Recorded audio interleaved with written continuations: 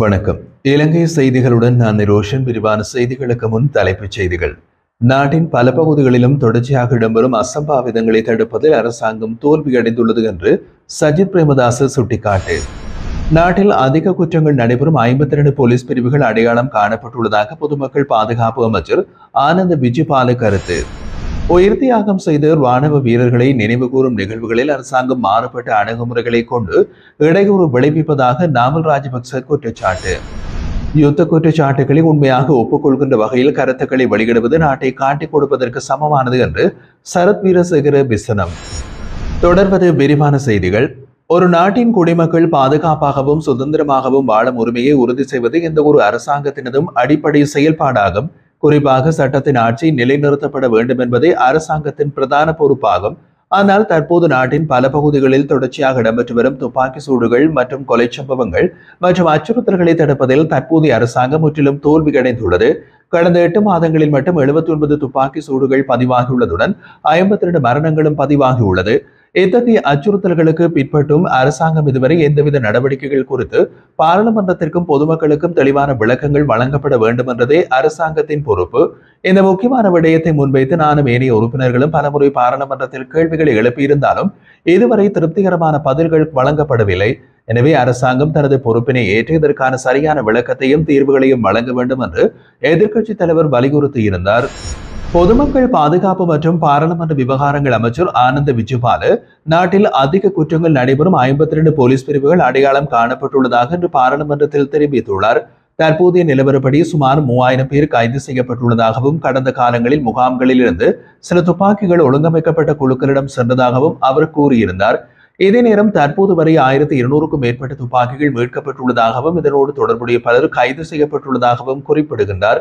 எதிர்க்கட்சித் தலைவர் சஜித் பிரேமதாச எழுப்பிய கேள்விகளுக்கு பதிலளிக்கும் போது இதனை கூறிய அவர் மேலும் தெரிவித்த போது குற்றவாளிகளை பிடிக்க விசேட நடவடிக்கைகள் மேற்கொள்ளப்பட்டுள்ளதுடன் நாடு முழுவதும் சோதனைகள், இரவு ரோந்துகள் மற்றும் நடமாடும் ரோந்துகளும் தீவிரப்படுத்தப்பட்டுள்ளது. முன்னாள் மற்றும் தற்போதைய அமைச்சர்கள், பிரதி அமைச்சர்கள், பாராளுமன்ற உறுப்பினர்கள் உள்ளிட்ட அரசியல் பிரமுகர்கள் 10 ஒழுங்கமைக்கப்பட்ட குற்றக்குழுக்களுடன் நேரடி தொடர்பில் உள்ளதாக புலனாய்வு தகவல்கள் தெரிவிக்கின்றன. குற்றவாளிகளை அடையாளம் காணவும் அவர்களை கைது செய்யும் நோக்கிலும் விசேட நடவடிக்கை பிரிவு ஒன்று அமைக்கப்பட்டுள்ளது என்றார். அதே நேரம் பிரதமர் ஹரணி அமரசூரியவுக்கு மரண அச்சுறுத்தல் மின்னஞ்சல் வழியாக வந்துள்ளதாகவும் இது ஜெர்மனி மற்றும் நெதர்லாந்து ஐபி முகவர்கள் பயன்படுத்தப்பட்டு அனுப்பப்பட்டுள்ளது என்றும் இது தொடர்பான விசாரணைகள் ஆரம்பிக்கப்பட்டுள்ளதாகவும் கூறினார். மேலும் காவலில் உள்ள சமன்குமார் என்ற கைதி போலீஸ்மா அதிகாரி தேசபந்து தென்னகோனை கொலை செய்யும் சதியை திட்டமிட்டதாகவும் இது தொடர்பாகவும் விசாரணைகள் நடைபெற்று வருவதாக அமைச்சர் கூறினார். இதேவேளை எதிர்க்கட்சித் தலைவர் சஜித் பிரேமதாசவுக்கு ஸ்னைப்பர் தாக்குதல் மூலம் கொலை செய்ய திட்டமிட்டுள்ளதாக பரவிய தகவல் பொய்யானது என்றும் அது உண்மை அல்ல என்பது உறுதியாக உள்ளது என்றும் அமைச்சர் கூறியுள்ளார். முன்னாள் ஜனாதிபதி மஹிந்த ராஜபக்ச சமாதானத்திற்காகவே யுத்தம் நடத்தப்பட்டது என்று குறிப்பிட்டுள்ளார். இன்று காலை பொதுஜன பெரமுனவின் சார்பில் படைவீரர் நினைவு சின்னம் அருகில் நடைபெற்றிருந்த நினைவு நிகழ்வில் கலந்து கொண்டு உரையாற்றிய போது அவர் இந்த கருத்தினை தெரிவித்திருந்தார். தொடர்ந்து மஹிந்த ராஜபக்ச கூறுகையில், இன்று நாங்கள் எங்கள் கடமைகளை நிறைவேற்ற வந்துள்ளோம். யுத்தம் நடத்தப்பட்டது அது யாரையும் தண்டிப்பதற்காக அல்ல, நாட்டில் அமைதியை நிலைநாட்டுவதற்காக மட்டுமே. நாட்டை பாதுகாப்பதற்காகவே யுத்தம் செய்ய வேண்டிய நிலைமை ஏற்பட்டது. எதிர்காலத்தில் இத்தகைய நிகழ்வுகள் மீண்டும் நேரிடுமா என்பதை தீர்மானிப்பது அந்த நேரத்தில் இருக்கும் அரசாங்கத்தின் பொறுப்பாகும். யுத்தம் என்பது துயரமான ஒன்று. எனினும் எங்கள் ராணுவம் அதில் வெற்றி பெற்றது. ஒரு யுத்தத்தில் ஒரு தரப்பு வெற்றி பெற வேண்டியது தவிர்க்க முடியாதது. தேசிய பாதுகாப்பு குறித்து எவ்வித பிரச்சனையும் இல்லை. எப்போது வேண்டுமானாலும் நம்மை நாம் பாதுகாக்கும் துணிச்சலும் சக்தியும் உள்ளது என்று தெரிவித்திருந்தார். புலிகள் தொடர்பான நினைவேந்த நிகழ்வுகளுக்கு போலீசாரும் ராணுவமும் பாதுகாப்பு வழங்குகின்றார்கள். ஆனால் நாட்டுக்காக உயிர் தியாகம் செய்த ராணுவ வீரர்களை நினைவு கூறும் நிகழ்வுகள் நடத்தப்படும் போது அரசாங்கம் மாறுபட்ட அணுகுமுறைகளை கொண்டு அவற்றுக்கு இடையூறு விளைவிக்கிறது என்று ஸ்ரீலங்கா பொதுஜன பெரமுனவின் தேசிய அமைப்பாளரும் பாராளுமன்ற உறுப்பினருமான நாமல் ராஜபக்ச தெரிவித்துள்ளார். பொதுஜன பெரமுனவின் தலைமை அலுவலகத்தில் நடைபெற்றிருந்த நிகழ்வில் பங்கேற்ற பிறகு ஊடகங்களுக்கு கருத்து தெரிவித்த போதே அவர் மேலும் கூறுகையில், நாம் எப்போதும் இந்த நாட்டின் ராணுவ வீரர்கள் மற்றும் ஒற்றையாட்சி அரசியல் தத்துவத்திற்காக உறுதியாக நிற்போம். ஆனால் தற்போதைய தேசிய மக்கள் சக்தி தலைமையிலான அரசாங்கத்தின் கொள்கைகளில் ராணுவத்திற்கு முக்கியத்துவம் இல்லை என்பதை காணக்கூடுகிறது. உள்ளூராட்சி மன்ற தேர்தலில் வாக்களிக்க தனியார் விமானம் மூலம் வியட்நாமிலிருந்து வர முடியும் என்ற அளவுக்கு தேர்தலில் முக்கியத்துவம் கொடுக்கப்பட்டது. அதுபோன்று ஜனாதிபதி ராணுவ வீரர்களின் பற்றும் அக்கறையையும் காட்ட வேண்டும். மேலும் யுத்தத்தில் உயிர் நீத்த வீரர்களை நினைவு கூறும் நிகழ்வுக்கு அனைத்து முன்னாள் ஜனாதிபதிகளுக்கும் அழைப்பு விடுக்கப்பட வேண்டும். நல்லாட்சி காலத்தில் ராணுவத்தினர் துன்புறுத்தப்பட்டார்கள். புலனாய்வு பிரிவு பலவீனமடைந்தது. இதுவே உயிர்த்த ஞாயிறு சம்பவத்திற்கும் வழிவகுத்த காரணமாக அமைந்திருந்தது. இப்போது பாதாள உலக குழுக்கள் மீண்டும் தலை தூக்க தொடங்கியுள்ளன. இந்த நிலையில் புலனாய்வு பிரிவை பலவீனப்படுத்திய அரசாங்கம் தேசிய பாதுகாப்பு குறித்து போதனை செய்வது பொருத்தமற்றது. எனவே நாட்டின் பாதுகாப்பை உறுதிப்படுத்த புலனாய்வு பிரிவை மீண்டும் பலப்படுத்தும் பணியை அரசாங்கம் உடனடியாக ஆரம்பிக்க வேண்டும் என்றும் நாமல் ராஜபக்ச குறிப்பிட்டிருந்தார்.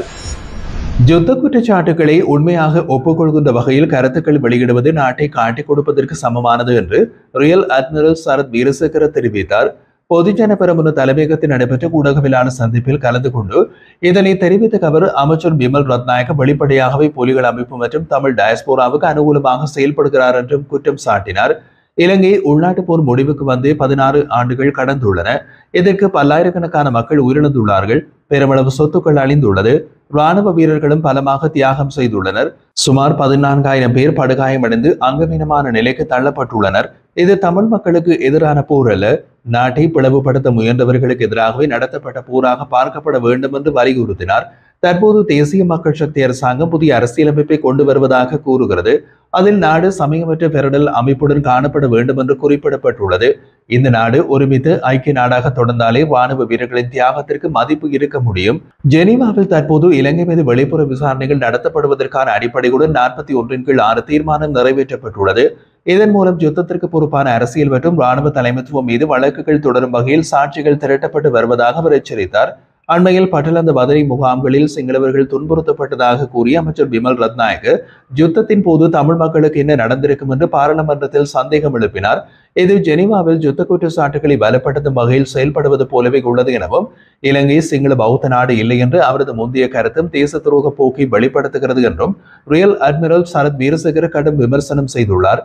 இவ்வாறு வெளியிடப்படும் கருத்துக்கள் செயல்திறனற்ற மற்றும் ஏற்க முடியாதவை மட்டுமல்ல, நாட்டின் பெயரையும் ராணுவ வீரர்களின் தியாகத்தையும் கேள்விக்குள்ளாக்கும் வகையில் இருப்பதாகவும் அவர் சுட்டிக்காட்டியிருந்தார். 2025ஆம் ஆண்டில் இதுவரை இலங்கை வெளிநாட்டு வேலைவாய்ப்பு பணியகத்தில் பதிவு செய்யப்பட்ட 1,00,000க்கும் மேற்பட்ட தொழிலாளர்கள் வெளிநாடுகளில் வேலை செய்ய புறப்பட்டுள்ளனர். வெளிநாட்டு வேலைவாய்ப்பு பணியகம் வெளியிட்ட தரவுகளின்படி இந்த ஆண்டின் ஜனவரி மாதம் தொடக்கம் மொத்தமாக 1,413 இலங்கை பிரஜைகள் வெளிநாட்டு வேலைவாய்ப்புக்காக பயணத்திலுள்ளனர். இதில் சுயமாக பதிவு செய்து சென்றவர்கள் 64,150 பேர் உள்ளார்கள். மத்தியஸ்த வேலைவாய்ப்பு முகவர் நிறுவனங்களின் வாயிலாக பதிவு செய்தவர்கள் 36,263 பேர் உள்ளனர். இந்த வரிசையில் 39,496 பெண்கள் மற்றும் 60,917 ஆண்கள் அடங்குகின்றனர். குவைத் நாட்டுக்கான வேலைவாய்ப்புகளுக்கு அதிக எண்ணிக்கையிலான விண்ணப்பங்கள் செய்யப்பட்டதாகவும் பணியகம் தெரிவிக்கின்றது. மேலும் 2025ஆம் ஆண்டில் மொத்தம் 3,40,000 தொழிலாளர்களை வெளிநாடுகளுக்கு அனுப்பும் இலக்குடன் செயல்பட்டு வருவதாகவும் அந்த அறிக்கையில் தெரிவிக்கப்பட்டுள்ளது.